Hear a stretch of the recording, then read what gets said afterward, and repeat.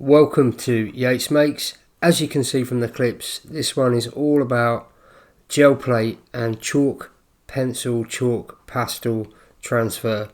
Loads of clips about how to use this and how to work into images that you transfer and pull. Alright, let's get into it.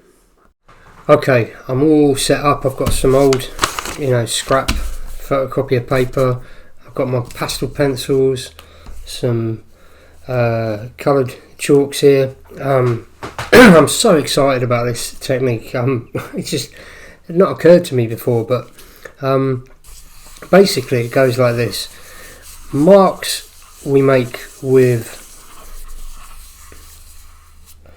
the chalk pencils or the solid, the block pastels, are really easy to transfer onto the gel plate. You don't even need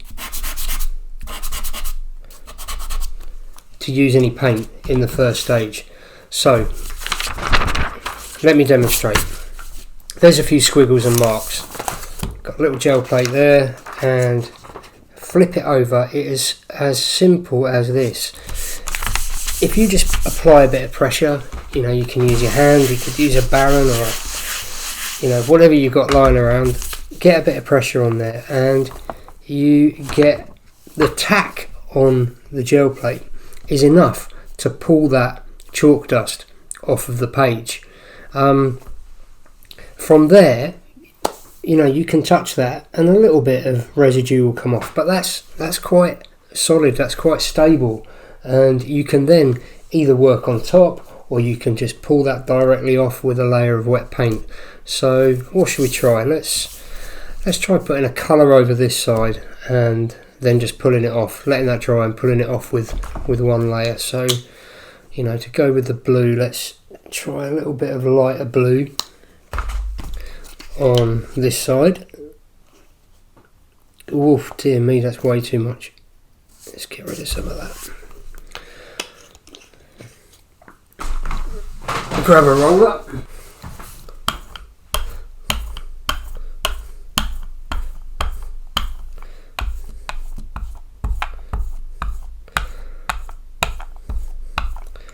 So you can see there that even though I'm rolling, I'm not pressing hard, I'm going quite light touch here, but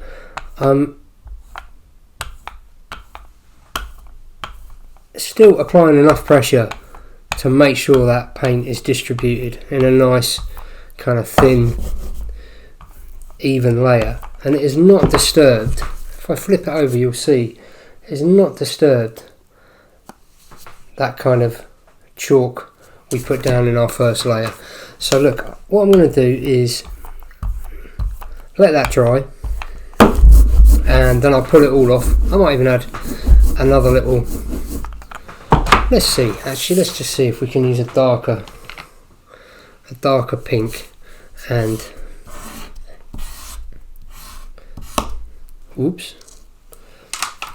get rid of that chalk dust.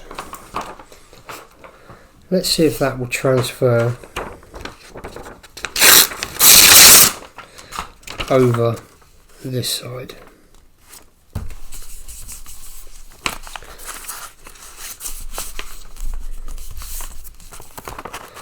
So again, you can kind of build up successive layers. Let me put something white underneath there so you can see a bit clearer.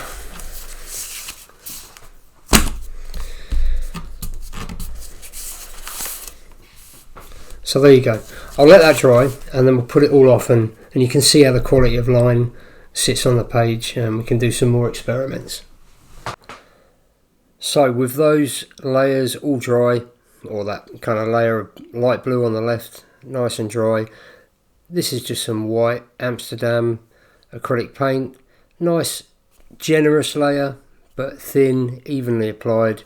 Flipped it over onto a sketchbook page, left that for 5 minutes or so, and there you go.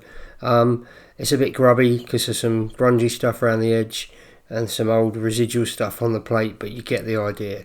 Right, I'm just going to flick through another couple of examples, again sort of just to see how the quality of line holds up and how stable this kind of chalk pastel will sit on the plate, allowing you to do work over the top. So here's a stencil going down over the top.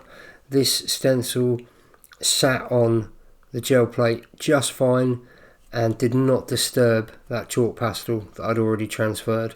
So just rollering in a few kind of graphic details to go against the more kind of loose, expressive kind of mark making that I'd already transferred, repeating that across the plate.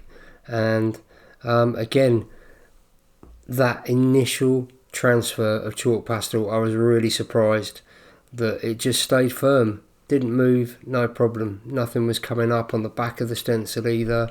I was able to roll in, as I'm doing there, some extra layers, no problem at all. The last little bit of masking off and let all of that dry and pulling off again with some white. So this one, just as before, generous layer, evenly spread, flipped over into the sketchbook, and making sure I didn't do it on the center page where the staples are, because I didn't want to damage the plate. And you can see nice, clean, loads of clarity of line. So I thought, right, let's see how it copes with a further layer over that to really build up some depth and kind of interesting surface and pattern and etc. Again, masking off, trying with a black chalk this time. Black chalk went down just like the colours, no problem at all. Again, let that dry. This time with some gel medium. It got a bit grubby this time, and that's because I'm using a dirty roller. Okay, so don't don't be thinking that black chalk spread, I'd just forgotten to clean the roller. But again, flip that over, left that for a while, and yeah, I mean the potential here, you could really build up loads of layers and interest. Right, so what about a more kind of representational drawing? So a very quick, this is a chalk pencil, a Derwent chalk pencil, onto sugar or construction paper, I think that's what you call it over in the US. Again, just with palm pressure, transferred absolutely fine. And you can see, you know, the beauty of this. If you look at my drawing on the right, that's just flicked away now, you know, you can keep working with that. You could just top up the chalk pastel and get loads and loads of prints out of these and transfers, you know, which is another real benefit. Not only does the surface of the print kind of really glue that chalk dust to the page, it will not smudge, as I'm showing there. Okay, you've also got the initial drawing to just keep working on. Okay, so like really infused by this success, I thought I'll try something more ambitious. So from a sketchbook page, I've chosen a section and enlarged on to A3. Now with that A3 paper, I've put graphite on the back, and I'm going to use that to just faintly trace over my lines and get the kind of ghost of the image that I can now work over a kind of chalk pastel drawing. So the first layer here was done with a kind of brown, kind of umber coloured chalk pencil.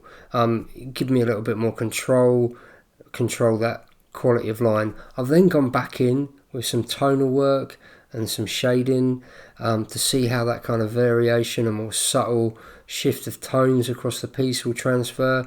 Then finally gone in with a tiny bit of compressed chalk black. So I'm preparing my plate here with some newspaper transfer. I thought it'd be nice to have some text down. I'll link up above, if you've not seen this technique before, another video that I've done on this. I won't go through that technique now. So here I am flipping my chalk pastel drawing of this old derelict barn from my sketchbook and getting a decent amount of pressure with that Baron and just checking, peeling it up. Now this is casting a shadow onto the white paper underneath, so it looks a bit fuzzy and out of focus, but if I zoom in a bit, trust me, that has transferred with quite a lot of clarity and picked up quite a lot of the subtlety in tonal work of the drawing. And look, again, this is my drawing after transfer. It almost looks untouched. So back to the piece. Again, some white Amsterdam acrylic here, thin, but generous, even layer, making sure it's all well covered. Paper goes down on the top, and sorry, my dog in the background's having a dream. That's what that squeaking is. Pressure with the Baron and some books, because it was a kind of a curly bit of paper. Left that for 10-15 minutes, and as you'll see, it's pulled it up perfectly off the plate. Not much residue left on the plate. Whatever there is left on the plate is easy to clean with a baby wipe, no problem at all. So this one I thought, right, as before, that paint has really fixed the chalk dust onto the page, so it's lovely and stable. And I thought, right, well, the initial drawing was done with a stick and ink, so I thought I'll work back into this one. I'm just having fun playing, seeing if I can get a decent bit of work out of this. I got it to a point, we'll probably go back and add more ink work, but there you go, kind of panning across. You can see no problem at all worked really well. So the last little experiment, for those of you that like a bit more colour, kind of loosely inspired by Fauvist art, which I kind of really like to look at. It's not the sort of work I kind of naturally lean towards making though, but I still had a lot of fun just getting some colour down. Did a very quick expressionistic kind of Fauvist style chalk drawing of a photograph I'd taken up in the Peak District. So yeah, just building up the colours, trying to make sure there was enough on that paper. I'm working on just a normal cartridge paper here, so it's got a bit of tooth. It does hang on to the chalk, but also I want it to release the chalk as well, so I made sure I put quite a lot on, so it was quite dusty. Again, bit of pressure on the back. God, my dog really is having a dream. Pressure on the back, peel that up, and again I was so shocked at the kind of amount of chalk dust, the clarity and the kind of evenness, and this lovely kind of soft texture I got with this one. Didn't have to wait for it to dry, it's just stuck onto the plate. Again, inked up in some white. This is just white Amsterdam acrylic again. Paper goes on top, pressure goes down with a Baron. Left it 5-10 minutes. It's only a one layer pull, so you don't have to wait too long for it to dry. And there you go. As I said before, it's not really my cup of tea to make, but it was enjoyable, and I wanted to put in something for you that like a bit more colour, a bit more expressionistic work. You can see the transfer copy on the right, still there intact, ready to sit as a drawing on its own or to use for further kind of transfers. Well, there you go. I enjoyed that. Lovely discovery. Here's some other pictures from random things I've been trying in the sketchbook, just scrolling across the screen now. Remember, if you enjoyed the video, if you like it, give it a like.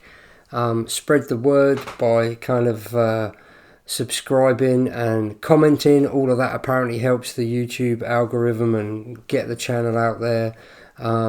Check out my website, details up on the screen now, and I'll look forward to seeing you very soon in another video. Ta-ta.